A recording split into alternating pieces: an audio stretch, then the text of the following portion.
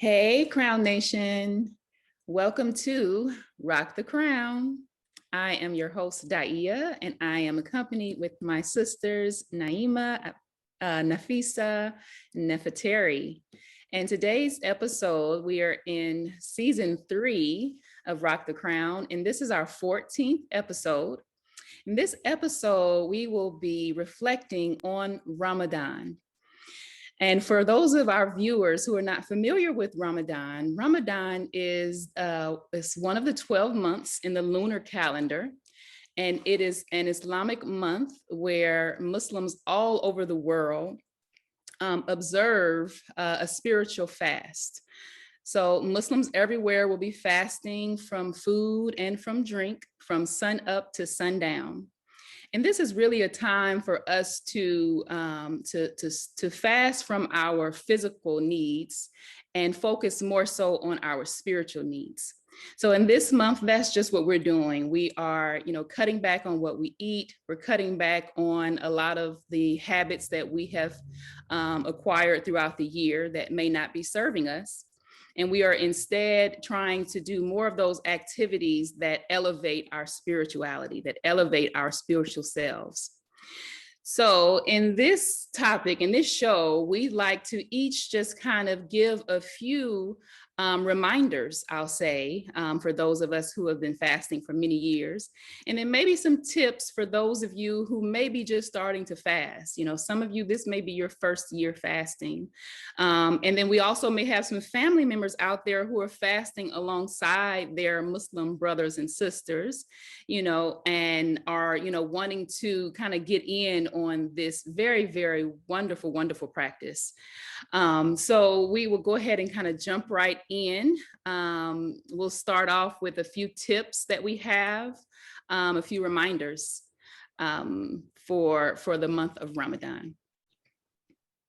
So again, Ramadan Mubarak and greetings to everyone who are in the process of renewing themselves with the month of Ramadan. We want to start off with our first tip of the day, and that is spend more time in Sujud. So I'm going to kind of explain. Sujud is a position for the Muslims in prayer. And some of the health benefits of sujud. So sujud would commonly be referred to also as a sajda type position. And for Christians, it was be noted in the Bible that Jesus put his head to the ground. And there are also other verses in the Bible that reflects on that. But putting one's head to the ground would also mean that their knees are down as well as their hands. And there was a tradition where it used to be that people would lay all the way down, and they were saying that during the religious times that was not the proper way to submit one's whole self before, as they would say, a false god. And so what we're looking at is how would one submit themselves to the creator of the universe? And this is the proper way. We call this sujud or sajda. And inside the sujud position, this is similar also to a yoga position, which is called the child's pose. But in this position, the person, as they're putting their hands to the ground and their forehead down, as well as the back of their bottom being up, the position basically it's maintaining the lower back flex and the forehead gently rests on the floor, allowing the posterior neck muscles to be activated in order to control the neutral head position in lowering down while lifting it up to the ground. So of course your bottom is coming up, but the hands are also stretched out, right?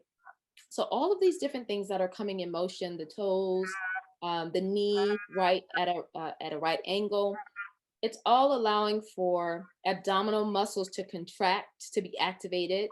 And this also helps preventing flabbiness.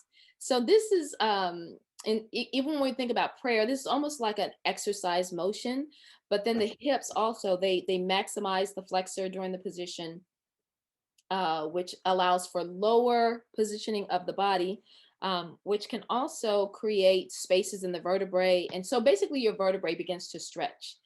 And some other benefits from this is it allows for people to have a lower heart rate.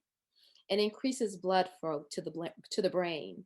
So when we start thinking about, oh man, I'm having a brain fog, think about making a sajda or sujud, right? Allowing that blood to come to the head. And it also stimulates the brain's frontal cortex. This reduces the chances of brain hemorrhaging, headaches. It reduces high blood pressure. And as recently, I'm not for sure if you all have seen it, but there was a video also noting that during COVID, that one way in order for people to reduce the amount of mucus in their chest is to go into this sujud position. And so not only is it beneficial for us during prayer, but it's just beneficial, period, in terms of the health. So the first tip of the day is to spend more time in sujud.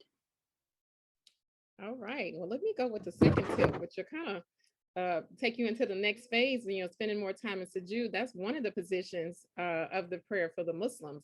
And so one of the things we want to do, the next tip I would give is avoiding speeding through your prayers.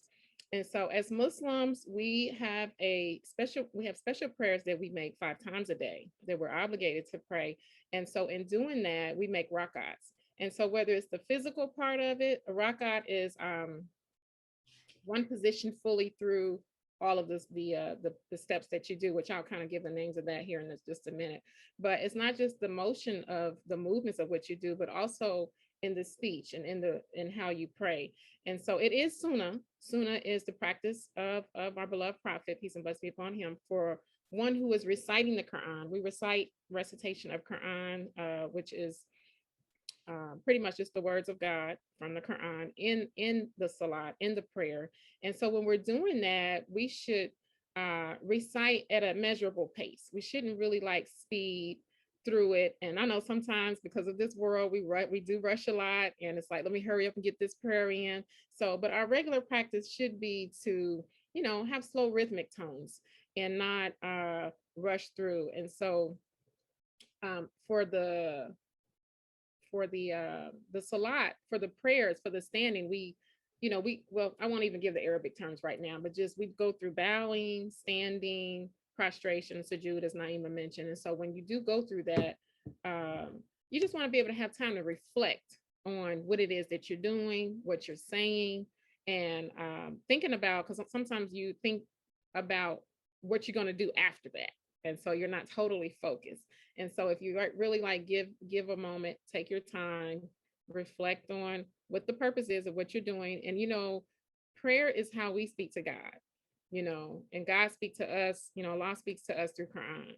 And so when we are standing before him and we're doing this prayer, we want to make sure that, we're giving him what, this is who created us, he's given us everything. So just being able to take our time. So speeding through prayers, that's something that we definitely want to work on during this special month of Ramadan.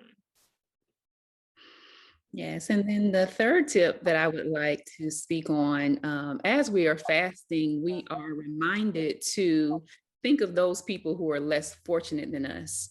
So the good thing that we have is that we fast, but we know, towards the end of the day, for the most part, what we're going to eat. We have food in our refrigerators, we have access to clean drinking water, but there are those who do not have that, who fast every day unintentionally because out of need, they don't have any other choice. So during this time, we really want to, extend our prayers, to God, to try to protect those people and help those people, the people who are in need, as well as the people who are oppressed in the land. And so, we want to make sure that we include them in our prayers, because at any moment, the tables can turn, and that can be us. That can be our situation. May God forbid something like that from happening.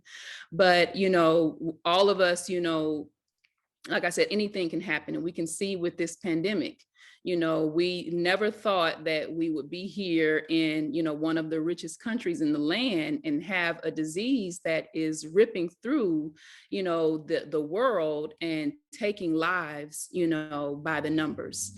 So this is something that we never would have, imagined 2 years ago that would have been happening to us. So at any point in time, it can be us. So we have to extend our prayers, extend our help, as much as we can to those people who are in need. And sometimes that can be in the form of a phone call, that can be in the form of donating food, donating money, donating your time. So just keeping in mind, keeping those people in your thoughts and in your prayers and in your actions, and in helping them out and doing what you can. So that's my next tip. Okay, so we're moving on to tip number 4.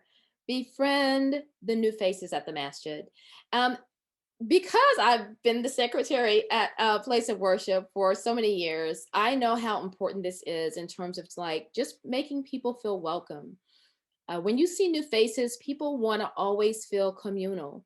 And we as Muslims are a community. And so we have a saying in our religion that you can go anywhere in the world. And if you see a Muslim and they give you the greetings, you are welcome. And so when you're at your place of worship and you see those new faces, make an effort as an individual to just go up and speak to them. And then also making an effort to retain their name. It's so important. Something that I like to do on a regular basis is make sure that I memorize people's names, because when I see them the next time and I greet them by their name, they're so shocked. But it also helps people and lets them know that you are important. And so as a community, acknowledgement is very, very important. And so making sure that we always befriend the new faces at the masjid. Yeah, it's so beautiful. And I also want to mention that there are so many Muslims who come into Islam, who convert to the religion. And, Ramadan is a very, very difficult time for them, because it's so much, like it's so heavy, right? And so when we know that we have, and I want to encourage everyone, that new Muslim that you met, last year or a couple of months ago, and you took down her number and you said, hey girl, let's keep in touch. Let's keep in touch, go through your list, and think about those sisters who, you have met, at the masjid or out somewhere or at work, and just reach out and say, Assalamu alaikum, Ramadan Mubarak, how are things going for you?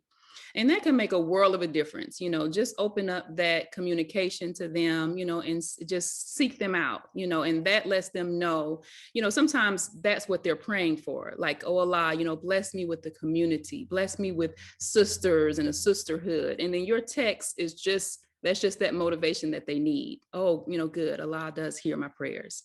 So inshallah, just continue to think about those people. The next tip that I have is sleep less, eat less, and seek more.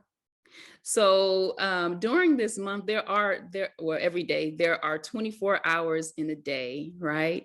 And so in this month, we want to increase our worship. We want to increase our supplication. We really want to try and just spend as much time, communicating with our Lord and really just, focusing on our spirituality as much as possible. So the one thing that fasting does is it helps to clear your mind. A lot of times, when we, are fasting, we sometimes find that our minds are clearer, right? We just find that, our spirit, it kind of gets increased. So during this time, you want to try to read more, definitely read more, like Nefertari said, read more of the Quran, of God's words. That's him talking to us, talking to each of us individually. So, read more, seek more, learn about, the history, the history of believers who came before us. There are so many lessons to be learned, from the historical references. So seek more, eat less, and sleep less. As we know, the nighttime is a great time for reflection. It's when, your children are asleep, You know, the house is quiet, the house is still, and it's a really great time for you to spend that time in silence with yourself, you know, sitting with yourself and really, really reflecting on some of the things, you know, definitely reflecting on those things in your life that God has blessed you with. So just a wonderful time. This is a wonderful time to sleep less, eat less, and seek more.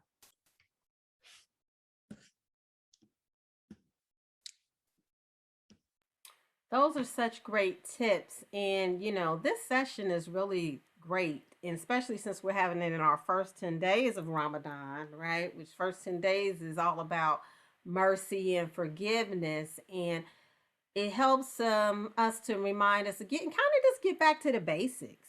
A lot of times we don't just get back to the basics of what's going on. So, and one of the things too that as a tip is we want to think about is Ramadan and fasting.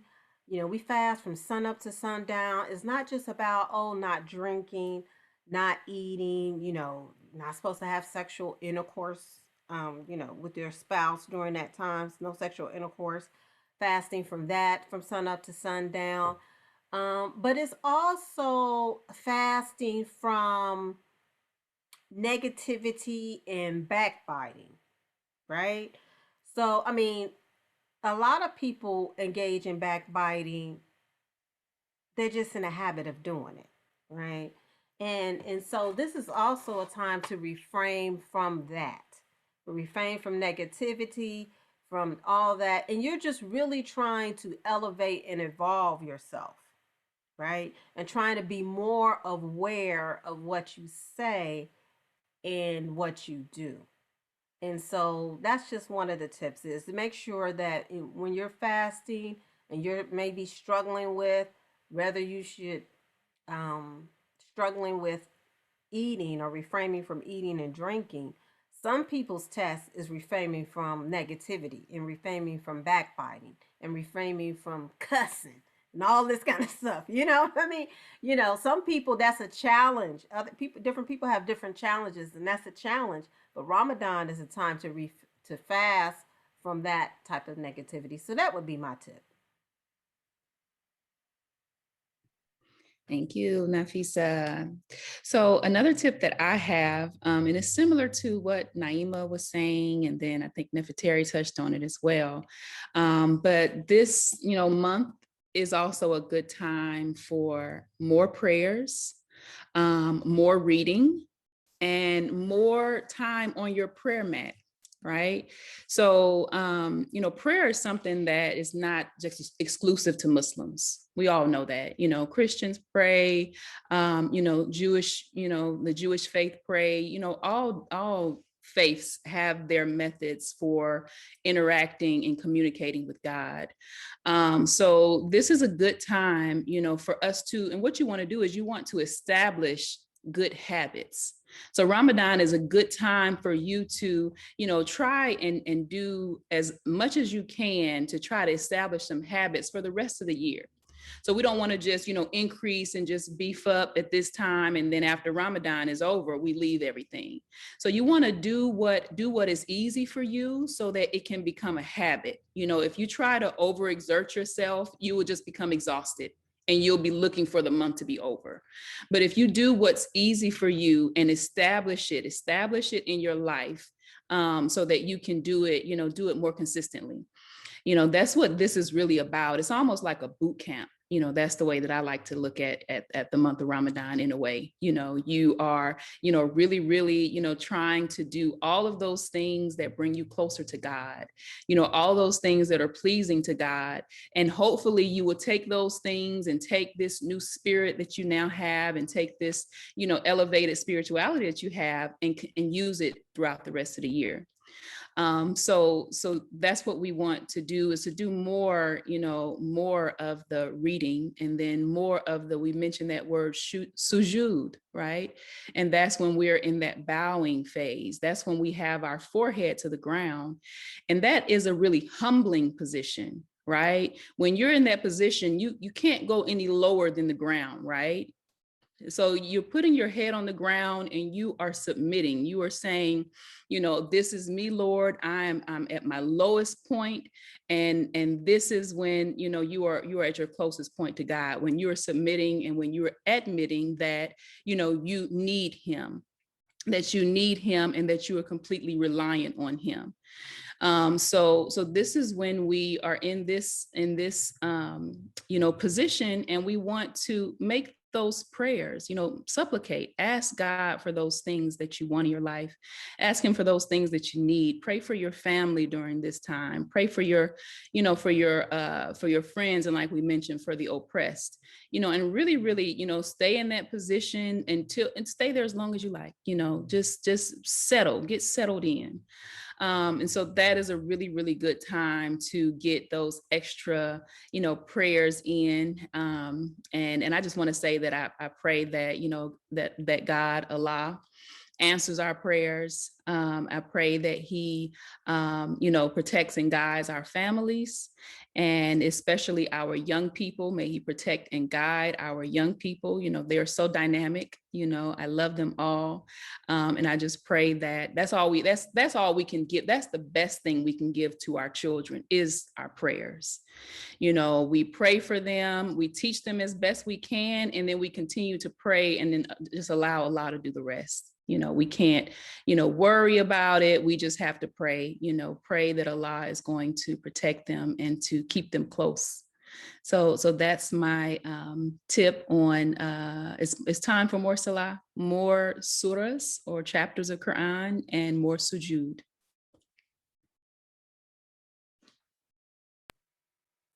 Thank you so much for that, Dahia. And you mentioned too about habits and about that Ramadan is a time for either establishing better habits as well as breaking some bad habits, right?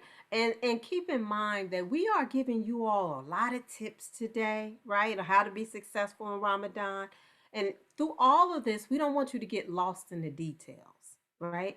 Don't get lost in the details. These are just different tips and tools that you can use, but understand that all of this is about us evolving to be our better selves so that we're better able to have a better relationship with Allah, so that we can receive His guidance, so that we can better use our gifts that God gave us to be better used to creation, right? Because we are the trustees over creation. So all of this is about evolving ourselves. So don't get lost in the details on, trying to make sure that you stick to every single little thing we do. Keep in mind of what the big picture is. It's all about you evolving yourself. So go inward to reset. One of the things that I used to have this thing with Coca-Cola, right? I love Coca-Cola. I mean, just talking about it right now, I can just feel the taste in my mouth, right? But every Ramadan, but see, I never allowed my children to drink sodas, and I never bought any sodas and brought them into the house. I only bought my Coca-Cola bottles, and I used to put them under my bed and sneak them every now and then, right? So that's how I used to do my Coca-Colas. I just used to love the taste of it, even though I knew I was all about health and all of this. So every Ramadan, I said, okay, I'm gonna break this habit of this Coca-Cola. And I was a binger when it came to Coca-Cola. So I didn't drink Coca-Cola every day or whatever. But when I got that urge, it'd be like 3 or 4 days. I'm like down in the Coke, under my bed, getting the Coke and drinking it or whatever. So I said, every Ramadan, I was like, I'm going to break this habit of this Coca-Cola. And every Ramadan, I would not drink Coke. During Ramadan, I would not drink Coke. And then after Ramadan was over, I wouldn't drink Coke, but it slowly, maybe not the next month or the next month, but slowly I would get to that point. Oh, I got to have a Coke. I got to have a Coke. And then I would kind of slip back out. And I was on this cycle like for years, right? I think 2 years ago was the first time that I won't say I didn't have a Coke. I'm not going to say that. But what I will say is I stopped buying Coke. So I no longer had the Coca-Cola bottles under my bed that I would sneak. And I no longer was drinking as much Coca-Cola, right? And probably last year, I might have had one or two Coca-Colas, which is huge, right? But my point is, I mean, I'm not really trying to trivialize it, but I'm just using that as something that you can do Ramadan. Of course, you're gonna, fast from drinking, you want to fast from eating and all of that, but you also want to use it as a point to establish a way for you to get better disciplined about your life, right? So now that I didn't conquer the Coke thing, right? So now I'm on a Starbucks. I'm fasting from Starbucks now. I'm not saying I'm going to give up Starbucks even after Ramadan, right? Because I love me some Starbucks. But I am going to get better control over not having it as often.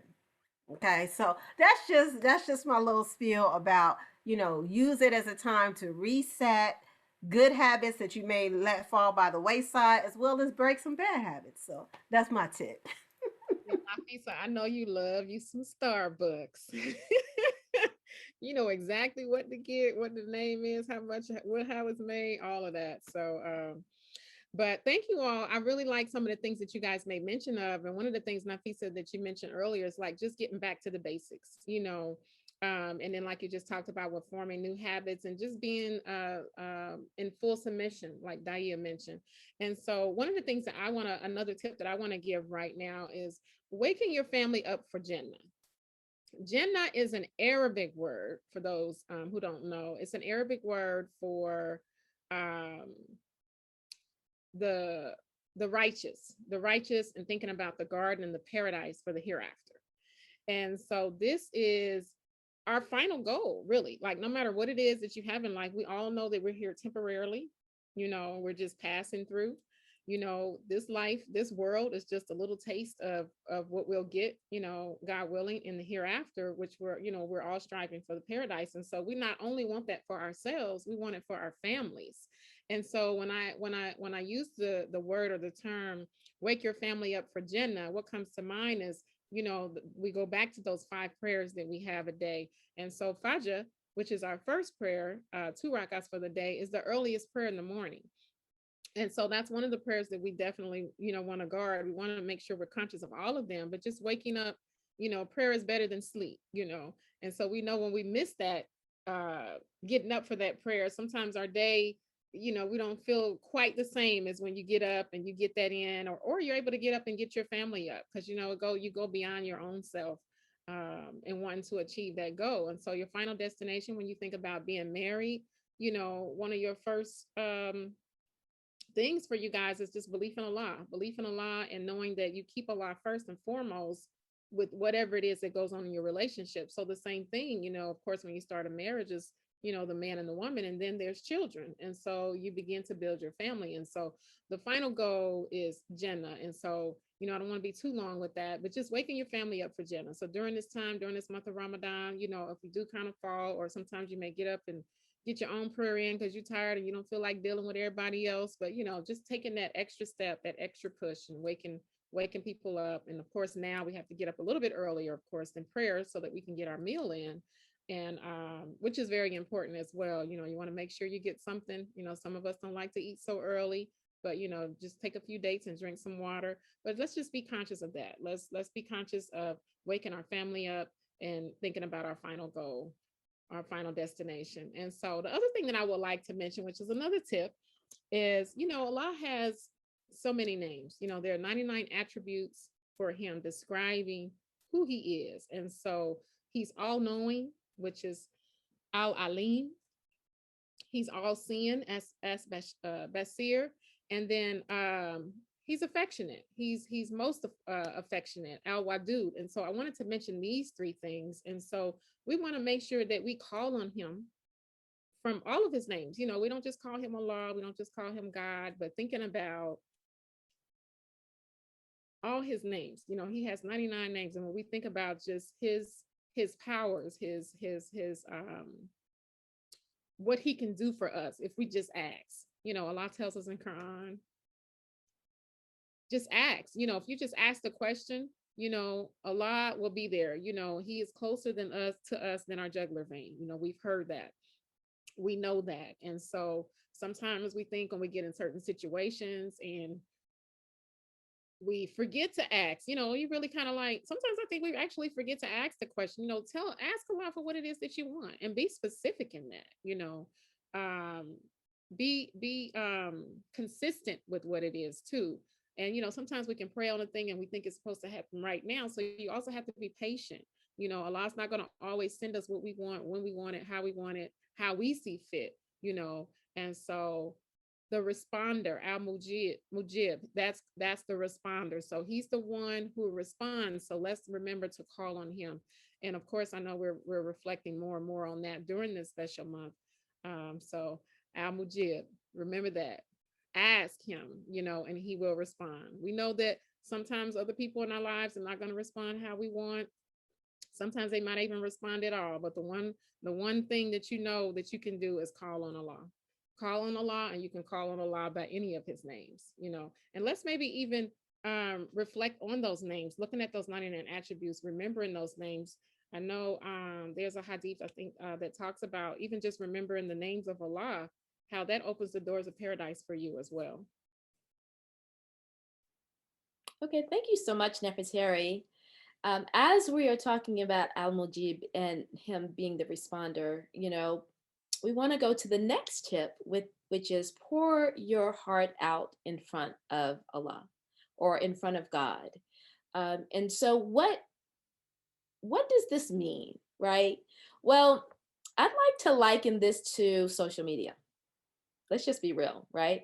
So you'll see people, telling all their business on social media. And there is a safer place to do that. And it's in front of your Lord, right? And although he knows before you even speak it, there is benefit in you saying it out loud, acknowledging it really for yourself, right?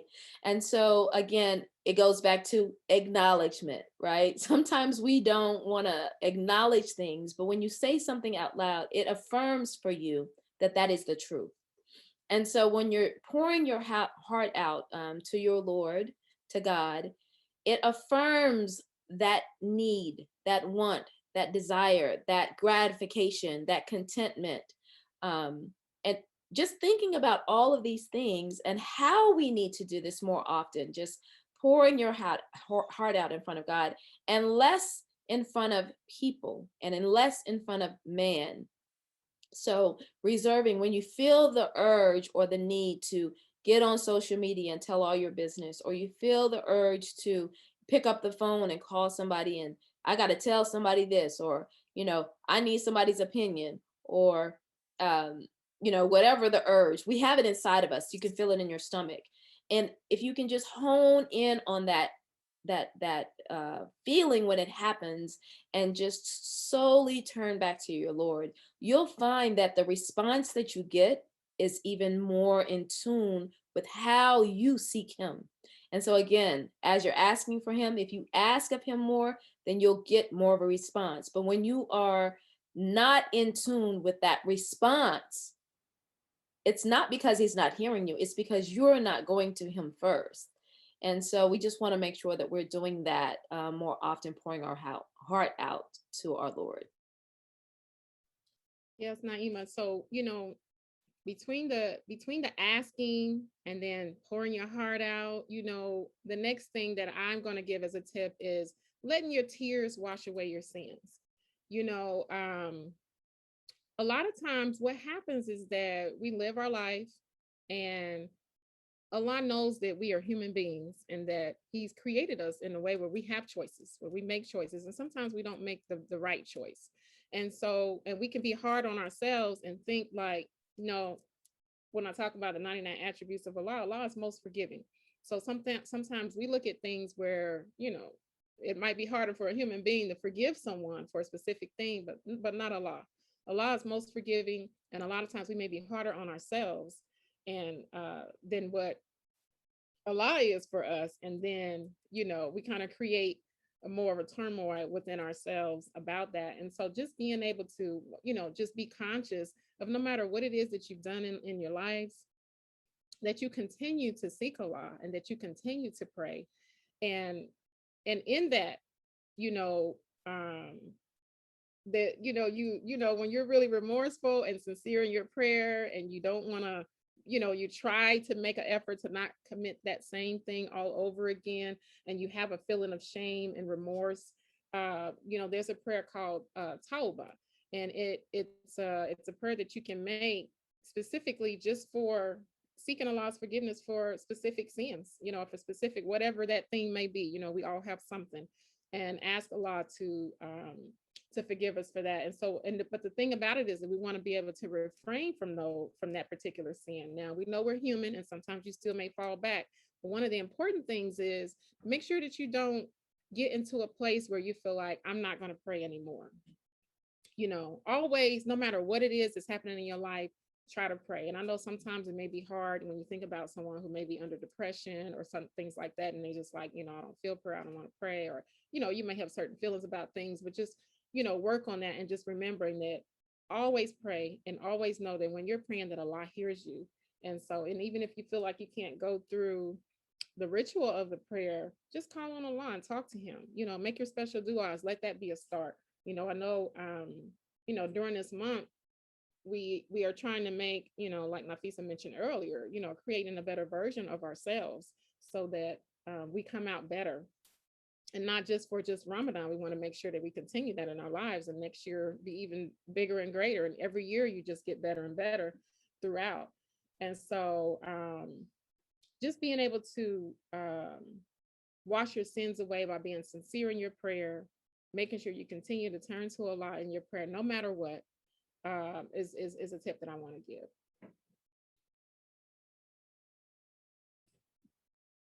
Thank you, Nefertari. Thank you, ladies. The next tip that I have, I first want to start off by giving, I guess, a definition of an Arabic word that I'm going to use, and that is Sunnah.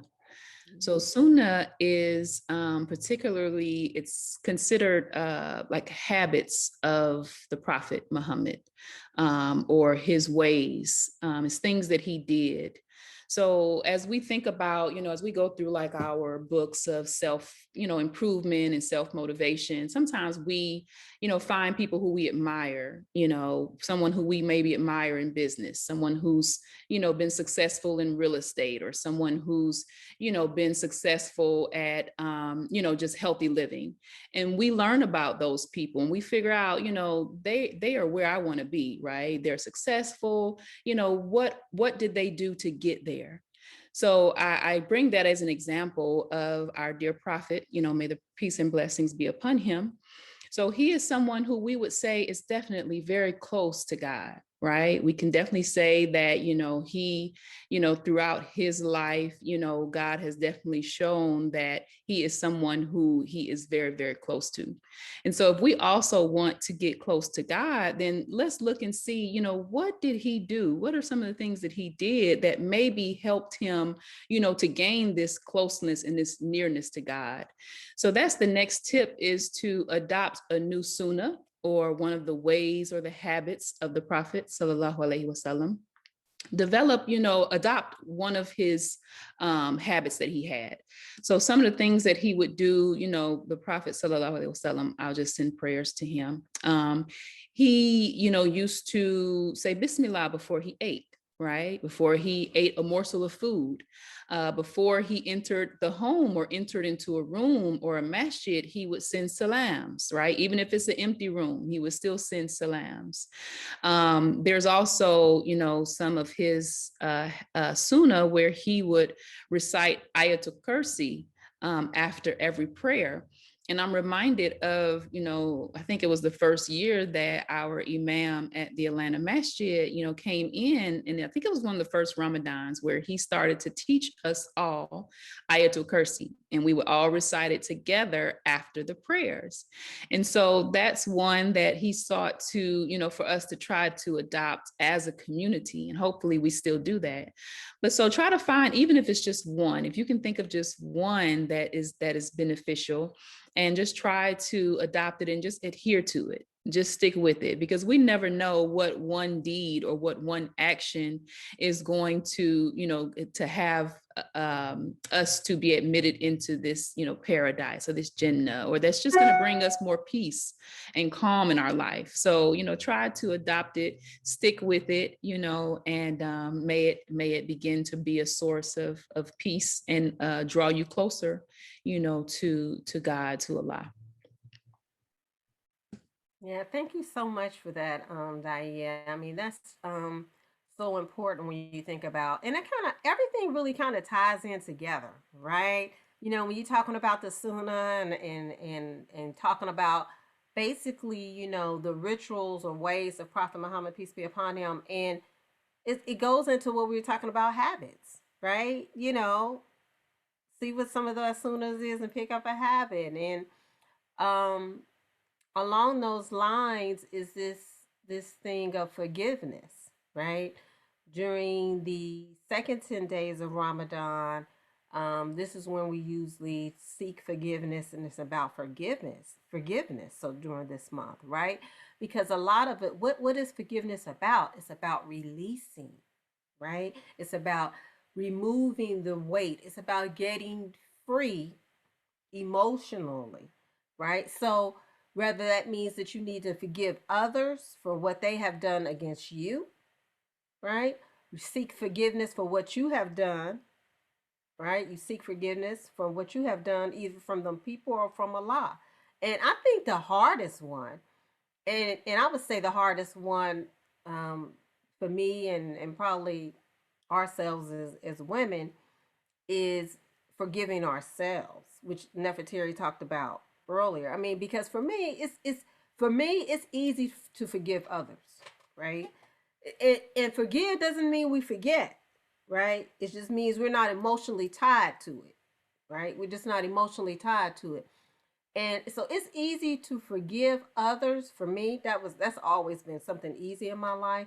But sometimes it's much harder for us to forgive ourselves for things that we feel like we should have done, or we should have known, or things that we've actually done and we know we shouldn't have done them.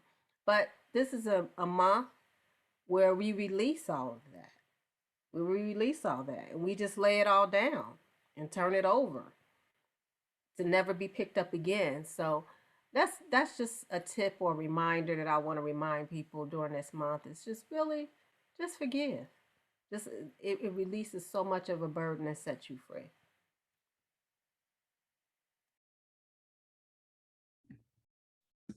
Totally agree. Forgiveness is a beautiful thing, for ourselves and for those individuals who we forgive. So the next tip that I have is, it's a very simple tip. It's one that we used to do, many, many years ago. Some of us still do. I'm not as good about doing it myself, but get to know your neighbors. How many of us live beside someone for 10 years and never know their name? We know what kind of car they drive. We know they have 2 children, but we never even get to know their names. So this is something that, is encouraged, that we get to know our neighbors, get to know who we live by, and be kind to our neighbors also.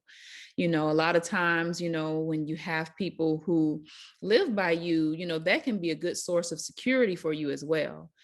There was a time where, and some of us still do, but, you would be able to have your neighbor's phone number. And if you were going to be coming home late, you can call and say, hey, Miss Renee, would you mind getting the kids off the bus and giving them a little snack? Those things, we can still do that. We can still start to pick up some of those, old, ways that we had of, being good neighbors. Just be a good neighbor.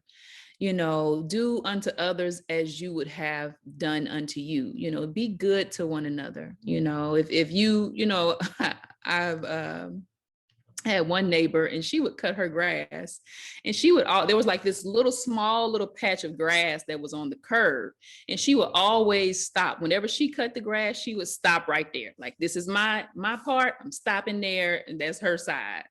So I always had the habit of I would go all the way. I would just, when came to that little patch of grass on her side, I would just cut it. So it's just one of those things that we have to just learn to just really, really, really extend to our neighbors in our neighborhood and our community. Be more active, be more involved in the community. Let them see our character. They see that we wear hijab and we wrap our hairs, but let them see more of our character. Let them know more about that part that is so very important to us. Let them know that Muslims are good and kind people, because the media definitely tries to portray us otherwise. So let's be good to our neighbors, be good to our community, and be active and involved. That's my tip. And I just want to say a second to that as well, is because I know I had one neighbor who they moved in last year, and when they were moving in, it was just a father and son, and I went over and introduced myself. How you doing? Da da da. This is who I am. Blah blah blah blah blah blah. Me and my kids, and that was that. But after that initial exchange, other than us when we see each other saying hi, it's not really been anything else. And then I have a neighbor on the other side who, when we moved in, I used to call him Santa Claus, right? Because he's a white gentleman. He had the full white hair and full beard or whatever.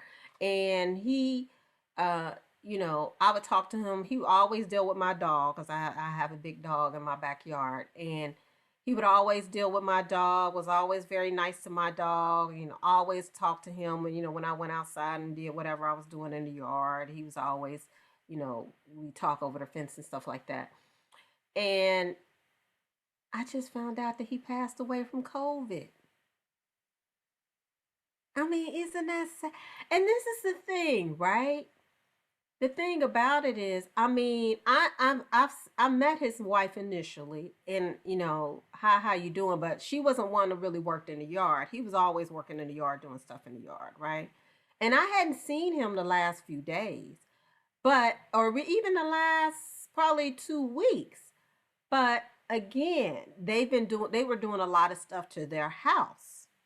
So I just assumed that he was inside doing stuff to the house. You know what I mean? Because I saw this activity on the outside and different people coming over.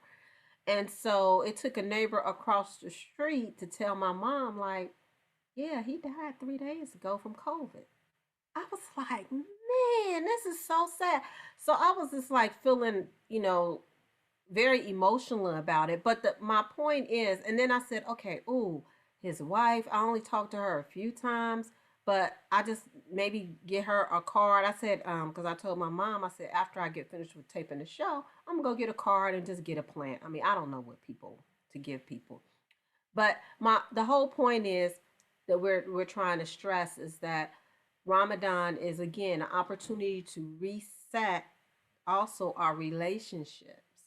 And one of those relationships can be resetting, getting back in touch with your neighbor. Even if it's just as hi, I'm just saying hi, I'm next door. Just want to let you know, see how you're doing. We're doing a neighborhood check-in or something. I don't know. But I just wanted to give that pit as a personal story to say that, you live across people from all these years, and it helps to have a little bit more of a conversation with them. That's just. Thank you so much, Nafisa, for sharing that. I also wanted to kind of piggyback on the neighbor thing. Remembering that, again, we are a sense of community, whether we, acknowledge it or not. Being in a neighborhood is a community. And when people, we often talk about crime on our neighborhood app. But crime would actually reduce, not because you are, creating laws that prevent guns, or you're creating laws where, people can go to jail if they break in. Crime could be reduced by knowing your neighbor. I would not steal from you if I knew you. I would protect you if I knew you.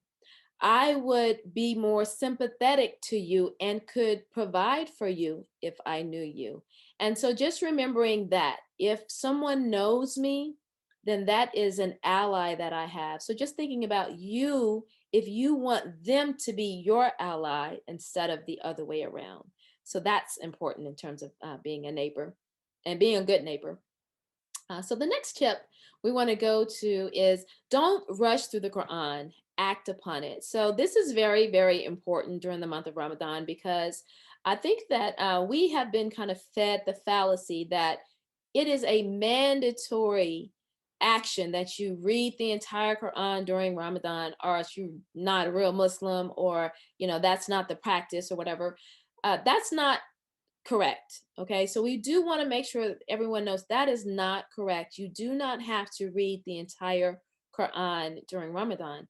It is encouraged to do so, but what's more encouraging is that when you read the Quran, you act upon it. So this kind of reminded me of the story of Rasulullah Sallallahu Alaihi Wasallam and the companions when he reiterated a verse to them that was revealed to him. Then in turn, what they did was they spent time not only memorizing the verse, but acting upon the verse. That became their behavior. And we have gotten so out of that practice as Muslims, really just reading the verse and acting upon it. And so don't be so hasty to say, oh, yeah, I completed my 30th of the Quran, but you still have bad attitude. Or I completed my 30th, or you still have not learned to forgive, or you're still not giving to the orphans. You're still not being kind to your husband and wife. You're still not being kind to your children. You're still not, your heart has not been clean. So just think about, don't rush through the Quran, act upon it. So I'm encouraging everyone to find some verses in the Quran that they can just kind of spend 30 days acting upon in order to improve their life and the lives of others around them.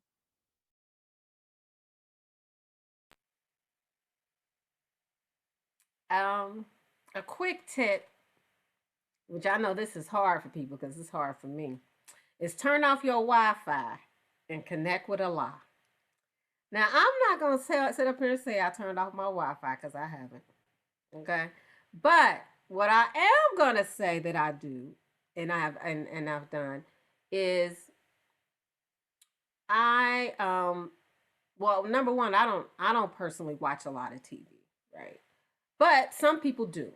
So it may be a situation where you reduce the amount of time that you spend on social media.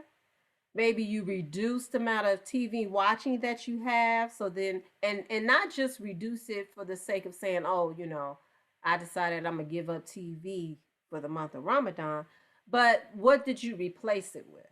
Did you replace it with more reading of the Quran? Did you replace it with more reading of more positive materials to get you closer to Allah? So what I have done, right, because I'm gonna keep it real with y'all, I have not turned off my TV. But what I do, what I have done, because I like to watch movies, and I like to watch a lot of action movies, shoot 'em up, bang bang, Kim, crime dramas. So what I've done this time is when I've gotten that urge over the last few days, I've decided to still have on my Netflix at night, because it's mostly at night, and watch something more uplifting, right? Instead, I had this urge for the action at night, but I said, let me watch something more uplifting. So the other night I watched like a positivity piece on Zig Ziglar, which is a positivity motivational speaker. But so this is just a tip to say that, we're all evolving in different areas of our life. And Ramadan is just, we're not saying that, oh, you got to be perfect, you got to practice Islam in this, very stern way or this very rigid way. I mean, because that's not what Islam is. Even though people try to sell it that way, it's not. So just pick something, right? Say, okay, I'm going to reduce it. You might pick and say, I'm going to reduce the amount of time I'm spending on social media. Or you might reduce it, say, I'm reducing the amount of time that I'm watching TV. Or I'm going to replace my time, instead of watching action movies, I'm going to watch something more uplifting, some more uplifting, encouraging stories, right? Or I'm going to, instead of being in social media in some different realms, maybe I'm going to be curious about learning about something else that's new, that's more in the positive light, and put me more on in tune with myself and my spirituality and my family. So that's what I would say. Tune down the Wi-Fi and replace it with something more positive, or use it for more positive, encouraging, uplifting ways. Talk about tuning down the Wi-Fi, right? Like you said, just making choices on watching something different or doing something different. I know for me, I don't watch a lot of TV, but when I do watch something, I am doing Netflix. I would say recently, I actually literally have not watched anything but Grey's Anatomy. And for, for those that are close to me, they know that. I have to fast forward through some things that's going on there, but I did, I knew that when this now I'm one that when Ramadan comes, I don't know. So you have it in you when you can literally just drop stuff, right? And so I've always kind of been in the practice of just not watching other things like whatever I usually do or stuff on TV. I literally, it's not something you have to do, like you said, but I tell myself no, I want to fill myself with some other things. And so that does let you know that you can definitely create a balance in your life. So even being in a car, I've been in the car a little bit more recently, taking rides, whether, going to the masjid for something, going to the grocery store, whatever it is, I kind of get out a little bit more. And so since Ramadan, the times that I was in my car, literally, I go, oh yeah, I can't turn the radio on. But even if you turn the radio on, you might have a CD, or you might that you might play. It might be a Juma. So when I think about the Wi-Fi thing, you may not necessarily be turning off your Wi-Fi like Nafisa said, but you may just be making different choices on what you might be listening to. So, like you said, motivational talks. You might even be listening to Quranic recitation. And you have to be careful on what you are doing when you're listening to that, because you don't want to be having a lot of conversation or doing other things where you're not paying attention to it when the Quran is playing. Um, or using other tools like Zoom and conference calls. I've been doing that. I love to study Al Islam every day that, Eastern time, 10 o'clock comes on. I've really been enjoying that when you talk about studying more, them kind of giving, digging deep a little bit more into, like what Naima was saying, you don't want to just rush through and reading the Quran. You want to be able to understand what you're reading. And so I really like that piece that I've kind of added into my daily regiment. And so, but one of the tips that I want to give now is giving, like giving more to what you may not usually do. We all have a sense of giving. We all have a responsibility to give zakat or sadaqah, I should say. And really giving, I always like to call it a gift of giving. There's nothing like the feeling of when you help someone and you're giving something. It's like this feeling that comes over you that wasn't even for you, but really it is for you in a way. Like, we don't realize that when you give and you do, it's like, yes, Allah rewards us and he gives us so much more. We take steps toward him, and he takes so many more steps toward us. And so just being able to give and do, one of the things, Nafisa mentioned the Starbucks, so we're used to eating our meals on a day-to-day basis. Some of us may be saving money because even though we're at home mostly, I do more eating at home than I do eating out. But, meals that you may be buying fast food or whatever, think about how much money you normally would spend, and taking that money and saving it and applying it towards somebody else, or just go buy the meal that you might usually buy and find someone on the street that you can give it to. Of course, we are doing like iftars and thinking about, we go out and feed the homeless. Some of us are, in our homes doing meals and packaging them up and going out to deliver those. And so just being able to focus more on giving and feeding other people, feeding people who are in need, and we might even go beyond feeding people. We may be giving them things that they may need. I have a sister that I talked to the other day, and it could be somebody that because sometimes what happens too is that we're always looking out to see what it is we can do for other people and strangers, which is excellent. But we also have to look like right next to us, like, look to your left or your right or whatever. And it's like a lot of times our sisters or families or whatever are in need, and we may not necessarily know that. So there was a sister that I talked to the other day, and she was my Ramadan sister last year. We have this thing with Sisters United, and I was talking with her, and it was just, for me, I was like, let me know whatever it is that I can do to help you. She has small children, and sometimes, for me, I'm kind of what you might describe as a superwoman when it comes to the household. And so it's easy for me to, not to say it's not hard some days, but it's easier for me. I have people come over like, how do you do this? And how do you keep this up this way? And how, you make it look so easy. And so, but I know that it's not that easy for a lot of people. You have small children, you're trying to juggle this, juggle that, you're working. And so for me, I just offer my support to say, if you want me to watch the children for a few hours, or if you need me to help you organize something. And so this is another way of being able to give back. And so the gift of giving, and you just, and we don't necessarily want to do things to where we're looking for something to come back to us, for giving, but we just naturally know that this is something that happens. So just imagine where our communities would be if we just did more of that, just giving more. Thank you so much, Nefertari. That's a beautiful expression that we should all remind ourselves to do really on a daily basis. Because remember, also thinking about smiling is charity, just smiling with people. So that's something we want to think about. The next tip, we're almost finished, everybody. We're almost finished.